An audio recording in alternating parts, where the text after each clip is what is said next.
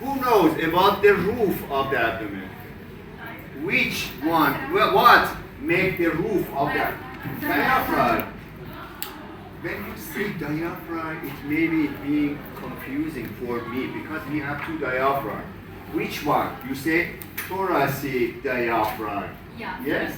Thoracic diaphragm. And floor made by, again, diaphragm. Again, diaphragm. So, to this diaphragm, we say pelvic diaphragm. Pelvic diaphragm. Thoracic diaphragm. Yes? Am I right? And the sides of the abdomen made by what is it? Kidneys? Muscles.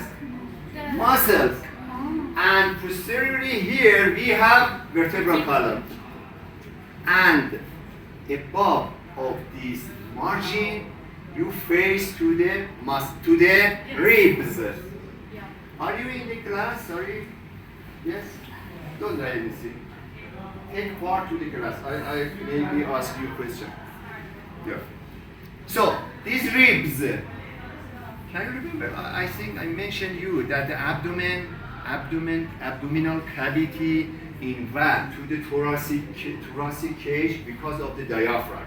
Diaphragm has dome shape, yes, Yeah. like this. So, it's come up to the thoracic cage. And because of this, on the right side, or liver completely covered by the lower ribs. It means you cannot palpate liver in your normal patient. It's clear? And on the left side, around the ribs 9, 10, and 11, you can find which elements that dependent or is part of digestive system at the left side. At the right side, I say liver, yes? And the left side here, under the ribs, 9.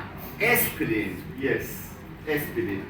Liver on the right side, and spleen on the left side. Which ribs support our spleen?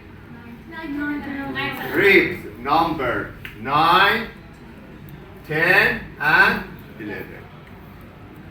Which one is the axis of the spleen? Number 10. The axis, vertical axis, is located oblique at this part. So, the main axis of this is rib number 10. So, I would like to tell you, show you the boundary, the borders of the abdomen. Now, you are familiar with the roof, thoracic diaphragm, floor, pelvic diaphragm, anterior and lateral side by the muscles, posteriorly by the vertebral column and the ribs, some of ribs that take part to making sides or anterior lateral part of the abdomen. It's clear? Okay. Now, let me start by landmarks. Landmarks are very important in our body. So, do you know anything about the superficial, surface anatomy? Surface anatomy is very important because when you have a patient, first of all, you should examine. You should be careful about all the parts that be inside of the skin, exactly in the abdomen. It may be in upper extremity. You find something here under the skin that is really important. It may be a person come to you in urgent by cutting at the skin. So you should be aware about the artery, nerve, and muscle that we have here. Yes? In abdomen and thorax is important, the same as other parts. So this is the thoracic vertebra number 9. Then we have under of this number 10 and 12. Here, anteriorly, we have this process, xiphoid process. Xiphoid process is at the level of thoracic vertebra number 9. Then, after 12, we face to L1, 2, 3, 4, and 5. I think it doesn't work. Sorry, thank you. I draw this because I will show you the plane that cut off each of these vertebrae. That one is L5. Am I right? Yeah. Under the L5, we reach to the sacrum. This is the sacrum. This is the sacrum. All of the sacrum. Am I right? Yeah. All of the sacrum. Are connected to each other. Yes. And here coccyx. Yes? Coccyx and sacrum made by vertebra that connected to each other, fixed to each other. But the others we can't separate from. No. I draw 3 lines. Are you here? 3 lines. One of them goes through, help me, which vertebra? L4. L4. Another one cross the L5. L5. And most inferior one cross the Sacrum. exactly which part of the sacrum? S1. Which part? S1. S1. This part of the vertebral number 1 of the sacrum, this part is, what do we say? Thank you so much. What do we say to the prominent part of the S1 here, like this?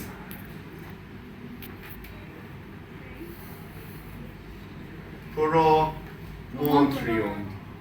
Promontorium of small s and 1 means sacral number 1.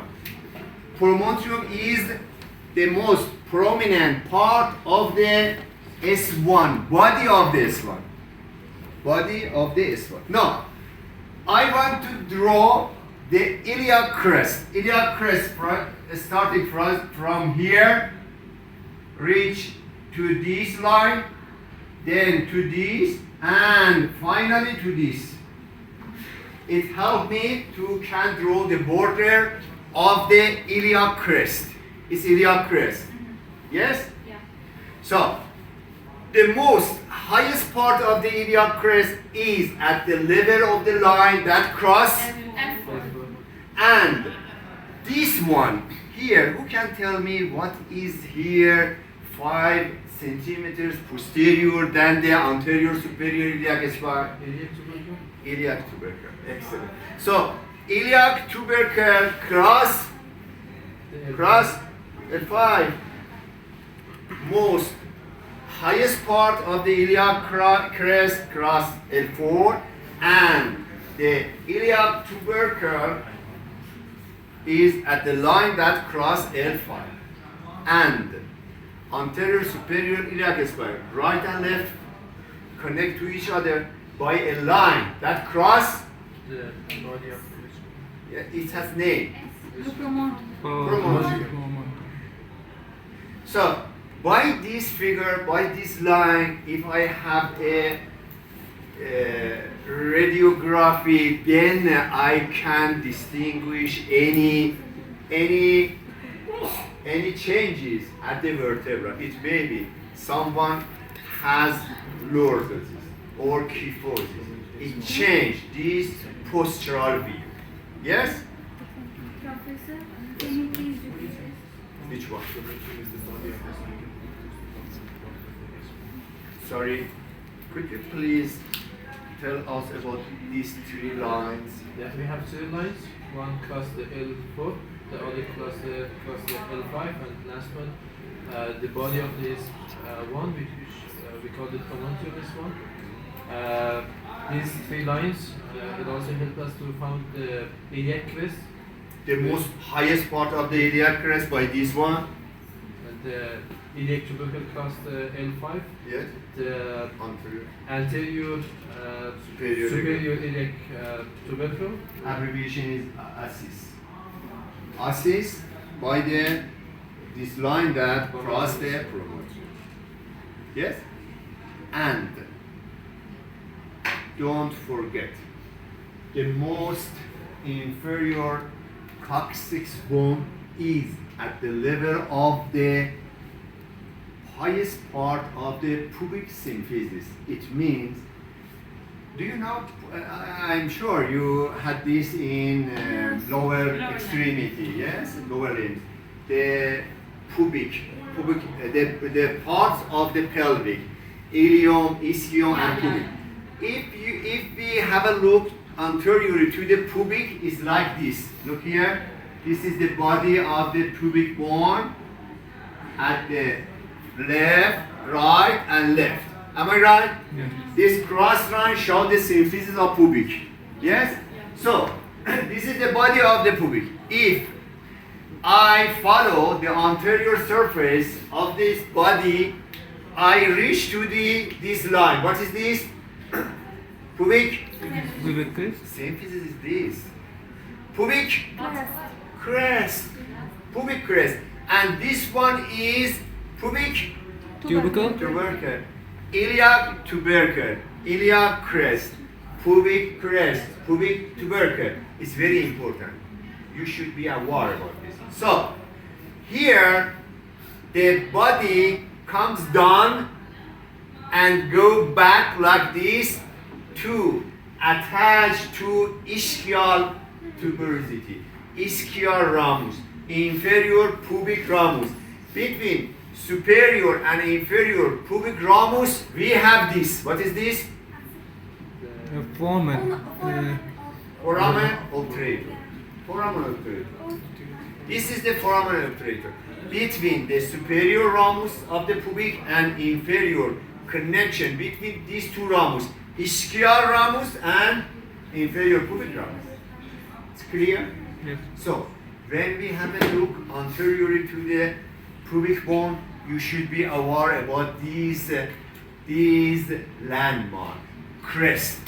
I can touch the crest on a cadaver or in a patient that refer to me. And then I can find the Tubercle. pubic tubercle. Easily we can find it. And of course, we can find iliac crest in our body or our patient body and anterior superior iliac spine. Yes? And we can find the pinometum. Pinometum also. Pin. The one that you up writing. Pinometer. S1. Promontio. Yeah. No. We can, of course, not we. The midwifer or the gynecologist through the vagina can reach and measure the diameter of the pelvic through the vagina. They can touch this.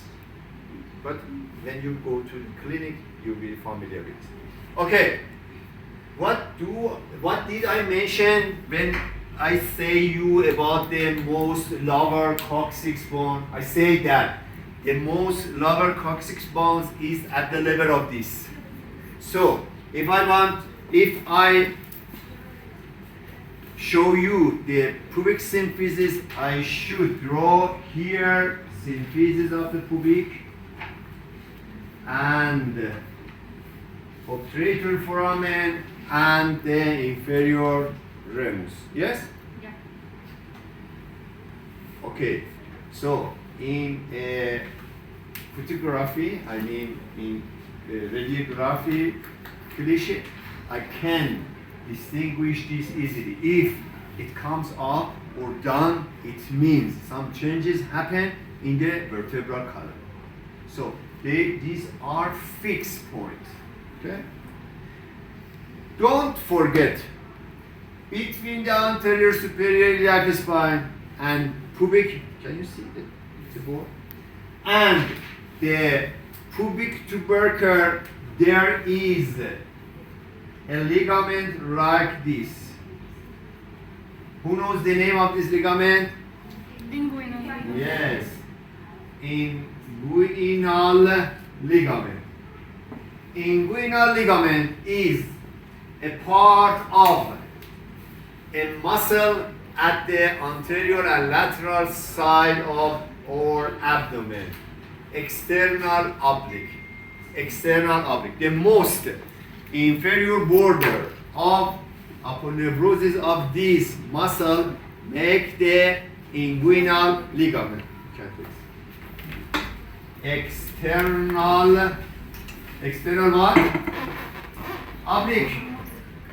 External oblique is the most surface or superficial muscle in our abdomen. It's clear? Yes. Yes? Doctor, can you repeat this point about the inguinal ligament? Could you please tell me what is the inguinal ligament? Is a part of aponeurosis of this muscle, external oblique. The most inferior border of external oblique aponeurosis make the inguinal ligament.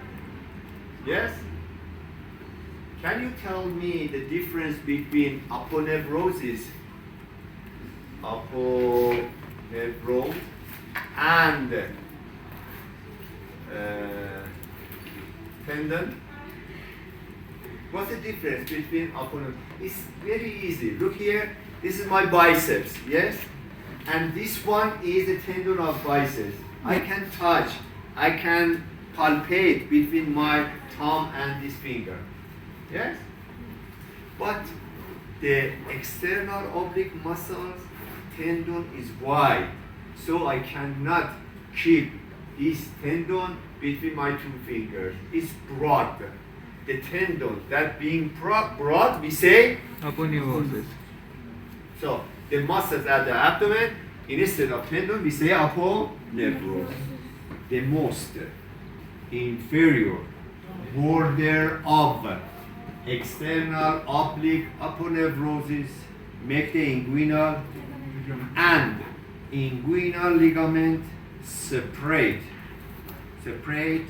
which part from another, as you see here, abdomen from the thigh. This is the thigh. Yes?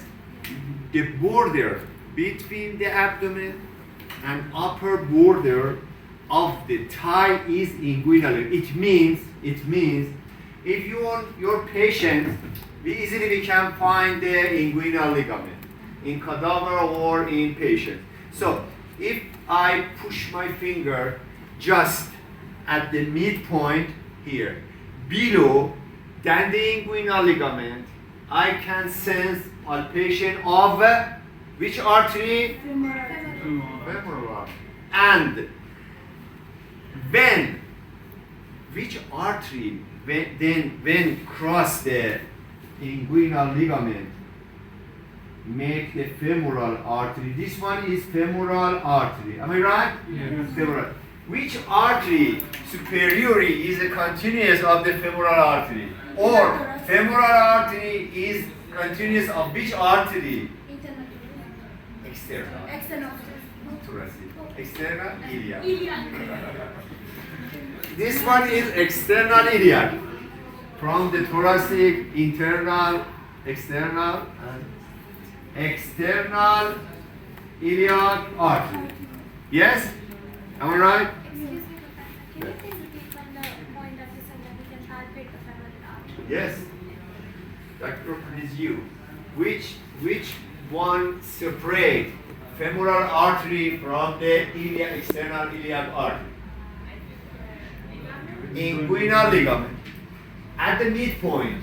Don't forget. Exactly at the midpoint. Who can tell me at the medial side of the femoral artery, what do we have here? Vein. Yes, femoral vein. And lateral than this, we have Femoral nerve. nerve. Excellent. So this one is nerve, this one is vein. Don't forget, from medial to lateral, vein, artery, nerve. Could you please tell me, are these three parts covered by fascia? Sheath? No, the femoral nerve. Excellent. Just the artery and I have a question. I will ask you, not exactly. Oh, you sit just at the field of the camera. Could you please change your seat? Because you have to keep like this. Oh. It's mobile chair. Oh, yes. Thank you. What was the last part that I mentioned? That's not all of them About are the covered by a sheet. About the sheet. Yeah. Femoral sheet. Yeah. Just femoral sheet cover the artery and Vein. vein. Vein. What does it mean? It has a meaning that I will tell you. Okay? I have a question about it. Exactly about it. So, if you ask me, do these lines have any name? I said this one that cross the tubercle has a name. I mean, this is intertubercular line. Intertubercular line. It crossed two tubercle of ilia. Two tubercle of ilia. The middle one. Intertubercular. All three of them are just the one passing through L5. Just this one. The other has not any name. So, which vertebra is this one? L1. Another plane like this, cross the L1. This one has a name again. We say, what is the name of this? Can you guess?